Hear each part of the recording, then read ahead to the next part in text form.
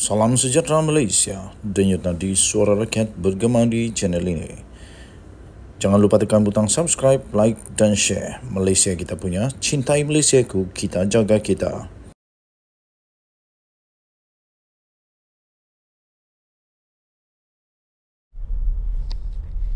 Salam sejahtera Malaysia, denyut nadi suara rakyat bergema di channel ini. Isu Sanusi tak pernah akan habis.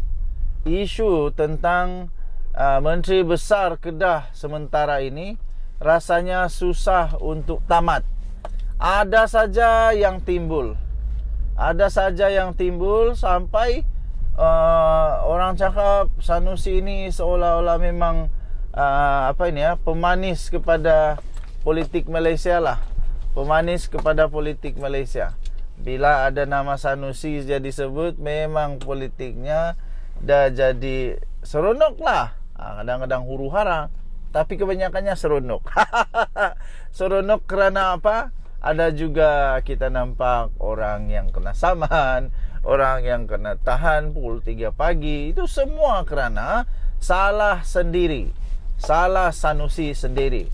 Okey, sekarang ini pula Sanusi dalam keadaan yang amat teruk sekarang kerana memang beliau yang tanda tangan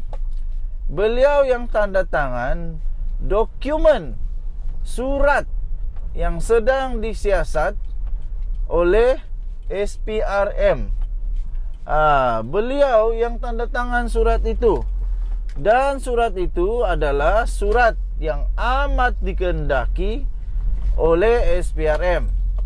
Setelah surat itu diterima, diperolehi, didapati oleh SPRM, akhirnya Ketua Pesuruhjaya SPRM Tan Sri Azam Baki membuat kenyataan memang sah Sanusi pun akan dipanggil, disiasat oleh SPRM kerana dialah yang tanda tangan.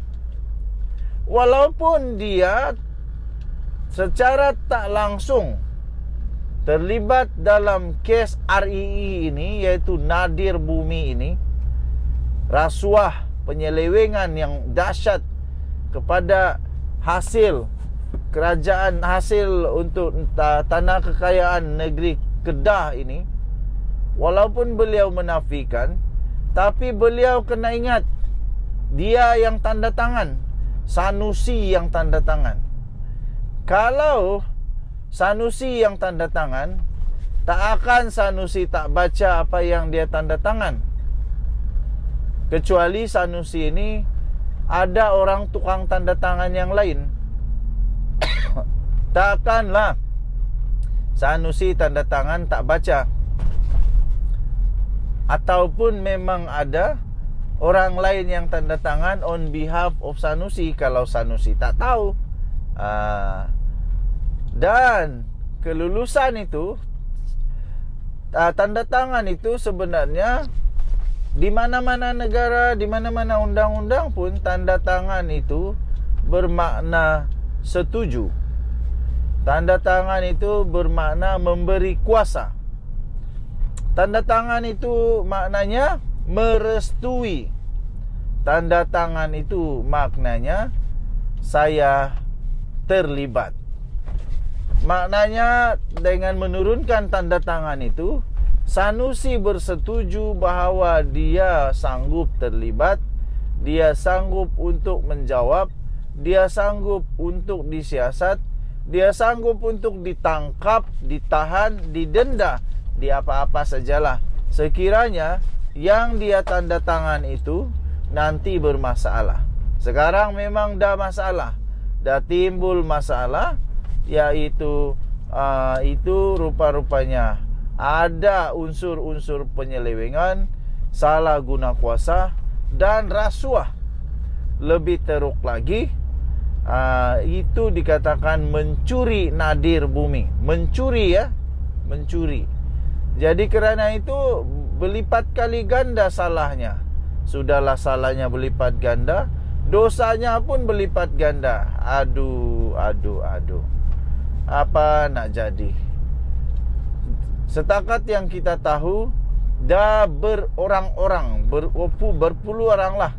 Lebih 10 orang dah kalau saya tak silap, orang ya terlibat secara langsung atau tidak langsung kepada isu ini sudah pun ditangkap, ditahan, direman oleh SPRM untuk siasatan. Dan ini merupakan kes yang besar sampai saksi daripada negara China pun ada dihubungi oleh SPRM. Habislah. Sanusi memang bergegar lah kali ini. Rasanya sebab inilah mungkin Sanusi terdesak untuk nak jadi berkuasa lagi. Tapi sekarang Sanusi semakin tipis Sanusi untuk menang. Semakin tipis Sanusi untuk dapat bertahan sebagai Menteri Besar Kedah.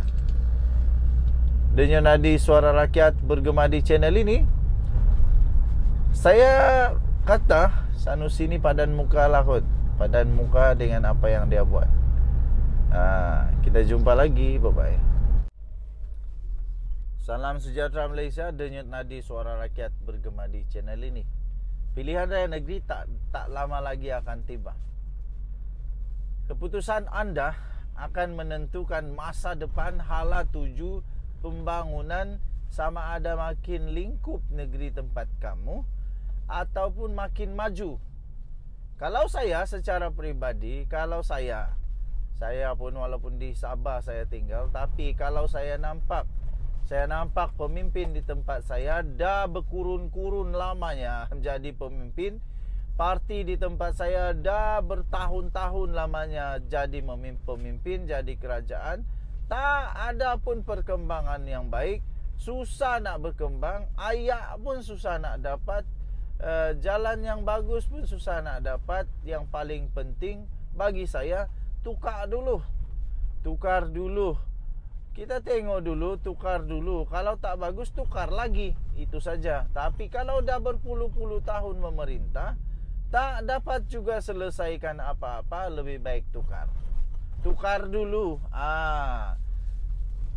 Baru-baru ini dalam satu ceramah terbaru daripada Datuk Seri Anwar Ibrahim, Datuk Seri Anwar Ibrahim berkata, Kelantan tak mampu tanpa bantuan kerajaan perpaduan. Itu kata Datuk Seri Anwar Ibrahim. Nasib baiklah Anwar kata ini kat negeri Kelantan. Nasib baiklah Anwar sebut ini mengenai negeri Kelantan dan bukan negeri Kedah. Kalau negeri Kedah, pasti Sanusi terus meroyan. Pasti Sanusi terus macam-macam lah. Dia nak ni, dia nak tu.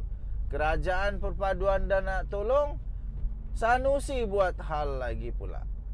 Macam-macam lah. Jadi Kelantan tak mampu tanpa bantuan kerajaan perpaduan, kata Anwar. Jadi harap orang-orang Kelantan jangan salah faham dengan apa yang Anwar cakap ini. Kerana yang dimaksudkan oleh Anwar sebenarnya ialah supaya kerajaan perpaduan dapat membantu kerajaan negeri Kelantan untuk dapat memajukan, untuk dapat membantu ekonomi negeri Kelantan semakin makmur. Supaya tak adalah orang-orang dari Kelantan terpaksa keluar dari Kelantan kerja dekat negeri lain. Kerana ramai juga kawan-kawan saya yang kerja di tempat lain, di Singapura lah, di Selangor lah, macam-macam tempat. Bila ditanya kenapa, mereka kata tak banyak tempat boleh kerja dekat Kelantan. Jadi semoga dengan apa yang dikata oleh Anwar ini, bila kerajaan perpaduan nak tolong kerajaan Kelantan, kita akan dapat melihat perkembangan yang baik dalam ekonomi negeri Kelantan. Jadi saya setuju. Kerana itu, seperti yang saya kata tadi, agaknya sudah tiba masanya untuk rakyat negeri Kelantan tukar dulu. Kita tukar dulu satu penggal. Kalau pada penggal yang selepas kita tukar tak bagus mana pun kerajaan perpaduan, tukar lagi. Yang penting tukar dulu, supaya bantuan daripada kerajaan perpaduan dapat disalurkan dengan mudah. Tak ada sangkut-sangkut, tak ada orang yang menolak, tak ada orang yang egonya tinggi sampai kata tak perlu bantuan lah, macam-macam. Tapi kalau kerajaan perpaduan di Kelantan ada, makna kata kalaulah kerajaan perpaduan ada banyak menang di Kelantan dan dapat membentuk kerajaan perpaduan di sana juga, jadi bantuan-bantuan yang disalurkan itu lebih mudah. Okey? Jadi jangan takut untuk rakyat negeri Kelantan. Kalau kamu rasa boleh untuk mencuba dulu kerajaan perpaduan Anwar Ibrahim, lebih baik cubalah. Jangan takut. Kalau mereka tak baik, tak bagus, boleh tukar bila-bila masa. Malaysia kita adalah Malaysia yang demokratik. Jadi demokrasi adalah demokrasi. Jadi bila-bila masa kita boleh tukar. Bila ada saja pilihan raya, boleh tukar itu. Boleh tukar. Kalau tak bagus, jangan segan, jangan ragu-ragu, tukar saja. Okey, tapi sekarang ini mungkin masanya untuk negeri Kelantan mempunyai kerajaan yang baru. Denyut nadi suara rakyat bergema di channel ini. Bye-bye. Salam sejahtera Malaysia. Denyut nadi suara rakyat bergema di channel ini. Okey, tuan-tuan dan puan-puan yang dihormati sekalian, manusia ni ramai sangat yang rosak cerminnya, tak sedar diri. Lepas itu cuba untuk nak tegur orang, tapi sendiri lebih teruk. Cuba untuk nak beritahu, ada selumbar di mata kamu, tapi sebenarnya ada kayu balak di mata sendiri. Tak malu. Baru-baru ini ada satu papan tanda Malaysia Madani, ada gambar Anwar yang sederhana besar, diletak diampai hanya di tanah. Dan saya fikir kos untuk buat sepanduk pemasangan papan iklan Malaysia Madani itu taklah mahal mana sangat pun, biasa-biasa saja. Tapi tiba-tibalah geng-geng daripada gerakan, saya fikir ini daripada daripada komponen Perikatan Nasional. Komponen Perikatan Nasional tiba-tibalah muncul bagaikan hero kononnya, yang tak sedar diri. Lepas itu tiba-tiba tak tahu malu tampil dan kata pemasangan papan iklan Malaysia Madani itu adalah satu pembaziran. What the toot? Betul lah kamu ni. Kamu tidak ingatkah? Inilah aku mau kasih sekolah kamu. Kamu tidak ingatkah waktu PRU yang lalu, PRU 15 yang lalu, papan tanda Muhyiddin berapa besar? Papan tanda Perikatan Nasional berapa besar? Berapa banyak? Berapa mahal? Kamu tidak ingatkah waktu itu kamu yang paling banyak berbelanja untuk papan tanda gergasi entah apa-apa? Besarnya ialah kan banyak duit. Banyak duit dapat dikumpul daripada sumbangan derma Tin Milo. Itu kata pemimpin PAS. Dapat daripada sumbangan Tin Milo, sehingga Perikatan Nasional mampu berbelanja bukan main lagi. Berbelanja untuk kempen luar biasa. Untuk sepanduk besar gergasi, sepanduk macam-macam lah. Singkat kata, waktu itu kempen pilihan raya Perikatan Nasional memang luar biasa mewahnya. Ini baru sepanduk kecil sederhana Malaysia Madani. Aku pun pernah buatlah sepanduk besar tu, tak sampai ribu-ribu mana pun. Dan lagi satu, sepanduk ini yang di dalam gambar itu, sepanduk itu bukan dilekat di sepanduk gergasi. itu hanya diletak di tanah, hanya dibuat tiang kayu, tiang besi kah, tapi buat sendiri letak di tanah. Aku pun pernah buat benda ni. Pernah juga letak apa tu, spanduk untuk sukan, kalau saya tak silap itu. Harganya tak mahal mana pun. Taklah macam spanduk gergasi, poster gergasi di billboard lagi tu yang pernah dibuat oleh Perikatan Nasional.